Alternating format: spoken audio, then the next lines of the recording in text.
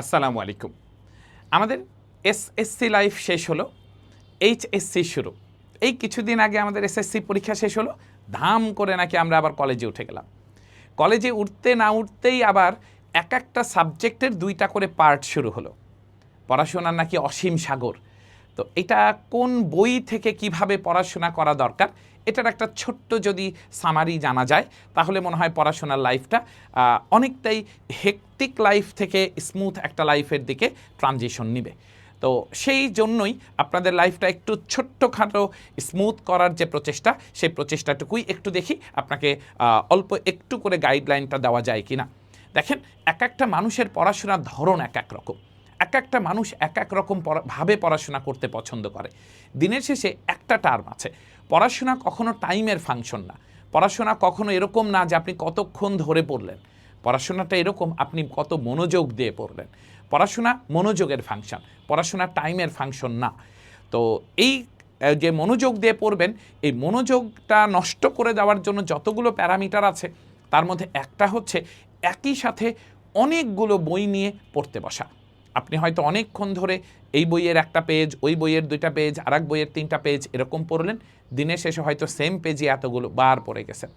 তো একটা বই শেষ করে তারপরে আর একটা বইয়ের দিকে যাওয়া যেতে পারে, বাট কখনোই একটা বই কমপ্লিট না করে অন্য বইয়ের দিকে নজর দেওয়া উচিত না।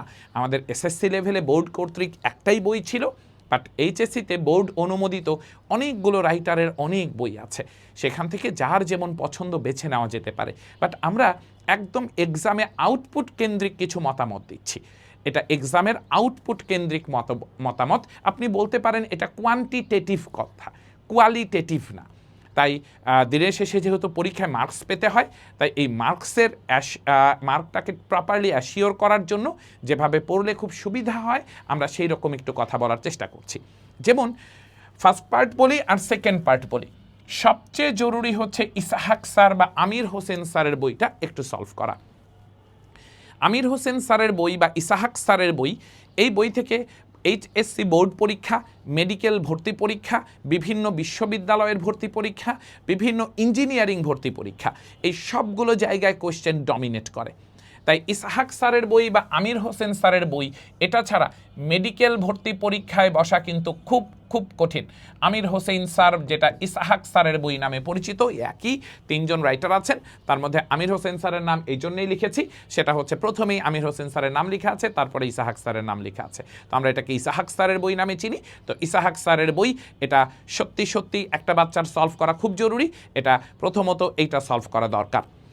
এই বইটা প্রপারলি যখন সলভ করবেন, একটা চ্যাপ্টারে যখন এটা সলভ হয়ে যাবে, এরপর কিছু বাচ্চা আছে যারা অনেক বেশি নিউমেরিক্যাল প্রবলেম সলভ করতে চান, আর কিছু বাচ্চা আছে যারা নিউমেরিক্যাল প্রবলেম একটু কম হোক কিন্তু থিওরিটিক্যাল গ্যাপ যেন না থাকে, তাই থিওরি একটু বেশি পড়তে চান। কিছু কিছু বাচ্চা থিওরিটিক্যাল কনসেপ্ট তৈরি করে একই কনসেপ্ট বিভিন্ন জায়গায় অ্যাপ্লাই করতে চায়, আর কেউ কেউ পরীক্ষায় একই ধরনের কোয়েশ্চেন রিপিটেটিভ হবে, সেই কোয়েশ্চেনগুলো সলভ করতে চায়। তো সেই জন্যে যারা থিওরিটিক্যাল কথা বলতে চান তারা অক্ষরপত্রের প্রামাণিক স্তরের বইটা পড়তে পারেন। অক্ষরপত্রের প্রামাণিক স্তরের বই এটা অনেক মজার একটা বই। প্রামাণিক স্তরের বইয়ে থিওরি অনেক সুন্দর আছে, প্রামাণিক স্তরের বইয়ের থিওরি অনেক সুন্দর আছে। হ্যাঁ, প্রামাণিক স্তরের থিওরি অনেক সুন্দর। এই বইটা ইসাহাক স্যারের বই পড়ার হয়ে গেলে যারা থিওরি পছন্দ করেন তারা প্রামাণিক স্যারের বই নিয়ে কথা বলতে পারেন। আর যারা ম্যাথমেটিক্যাল প্রবলেম বেসড পড়াশোনা করেন তারা সেলু স্যারের বই নিয়ে কথা বলতে পারেন। তো সেলু স্যারের বইয়ে প্রচুর ম্যাথমেটিক্যাল প্রবলেম আছে, অনেক অনেক ম্যাথমেটিক্যাল প্রবলেম আছে। তাই ইসাহাক এবং সেলু স্যারের বইয়ের অনেক বড় অ্যাডভান্টেজ আছে, টাইপ আলাদা করা, এক একটা টাইপ আলাদা করা আছে। ইসাহাক স্যারের বই যেরকম স্ক্যাটার্ড, সেলু স্যারের বই কিন্তু ঠিক ততটাই অর্গানাইজড বা গুছানো। বাট ওই যে বলেছি পরীক্ষার হল ডমিনেটিং কেস, তো পরীক্ষার হল ডমিনেটিং কেসে আমির হোসেন স্যারকে সবার আগে একটু রাখতেই হয়। এই বই থেকে এইচএসসি বোর্ড পরীক্ষায় আপনি এটা পড়ার পর আর কোনো প্রবলেম ফেস করবেন না ইনশাল্লাহ। মেডিকেল ভর্তি পরীক্ষায় এটার বাইরে কিছু দেখতে হয় না, বিভিন্ন বিশ্ববিদ্যালয় ভর্তি পরীক্ষায় কিছু দেখতে হয় না, ইঞ্জিনিয়ারিং ভর্তি পরীক্ষার জন্য একটু দরকার হয়। তো সেই ইঞ্জিনিয়ারিং ভর্তি পরীক্ষাগুলোর জন্য তখন আপনারা যারা থিওরি বেসড পড়াশোনা করেন তারা প্রামাণিক স্যারের বই ফলো করতে পারেন, আর যারা নিউমেরিক্যাল প্রবলেম বেসড পড়াশোনা করেন তারা সেলু স্যারের বই দেখতে পারেন। হ্যাঁ, দুইটা বইয়ের পার্থক্য এটুকু ছাড়া আর কিছু নেই। সেলু স্যারের বই খুবই সুন্দর গুছানো, একদম একদম টাইপ ওয়াইজ গুছানো আছে। এর সাথে কলেজ পরীক্ষা এবং একই সাথে বোর্ড পরীক্ষার প্রিপারেশনের জন্য যেটা খুবই বেশি জরুরি সেটা হচ্ছে test paper. Test paper solve করা খুবই জরুরি। আমি আপনাকে একটু বলি টেস্ট পেপার সলভ করা কেন জরুরি। টেস্ট পেপার সলভ করলে যেটা হয়, একই ফর্মুলা কতগুলো মানুষ কত ভাষায় অ্যাপ্রোচ করতে পারেন, একটা কোশ্চেনের ভেরিয়েশন কত হতে পারে, এগুলো সম্পর্কে জানা যায়। ধরেন আপনি কোনো কারণে আমির হোসেন স্যারের বই পড়লেন, তো স্যারের বইয়ের যারা রাইটার আছেন একটা ফর্মুলা তাদের যে নিজস্ব ভাষা সেই ভাষায় আপনি দেখতে পাবেন।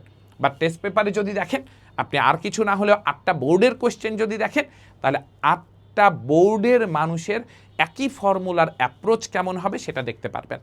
তাই টেস্ট পেপার সলভ করার অভ্যাস করা খুবই জরুরি, একদম শুরু থেকেই জরুরি। শুরু থেকে আপনি যত ভালোভাবে টেস্ট পেপার সলভ করতে পারবেন, একটা প্রশ্নের সমস্যা তত কমে যাবে। সেটা হচ্ছে আমি তো বুঝি, আমি তো এই টপিকটা বুঝি, কিন্তু এটার ম্যাথ পারছি না। এর কারণটা কি? এর কারণ হচ্ছে আপনি ওইটার ল্যাঙ্গুয়েজের অ্যাপ্লিকেশনটা বুঝেন নাই, যে একই জিনিস কতভাবে এক্সপ্রেস করা যায় সে এক্সপ্রেশনটুকু আপনার কাছে আসে নাই। তাই আপনি সেই জায়গায় টেস্ট পেপারটা আপনার এই প্রবলেমটা সলভ করে দেবে। যদিও এখন প্রচুর ম্যাথ এইখানে আছে, তারপরও প্রতি বছর বোর্ডে একই জিনিসের নতুন ভাষায় অ্যাপ্লিকেশন শুরু হয়, তো সেই ভাষা রিড করার জন্য টেস্ট পেপারটা জরুরি।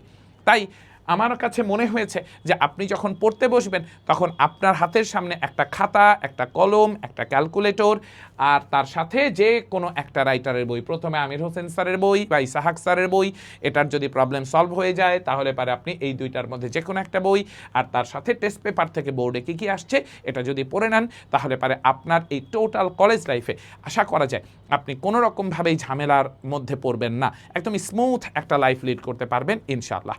তো আপনাদের লাইফ অনেক সুন্দর হোক, স্মুথ হোক, অ্যাডমিশনের আগে কান্নাকাটির পরিমাণ কমে যাক, অ্যাডমিশনের পর এইচএসসি বোর্ড পরীক্ষার রেজাল্টের পর আপনাদের হাসি বজায় থাকুক, এই শুভকামনাটুকুই রইল। আসসালামু আলাইকুম।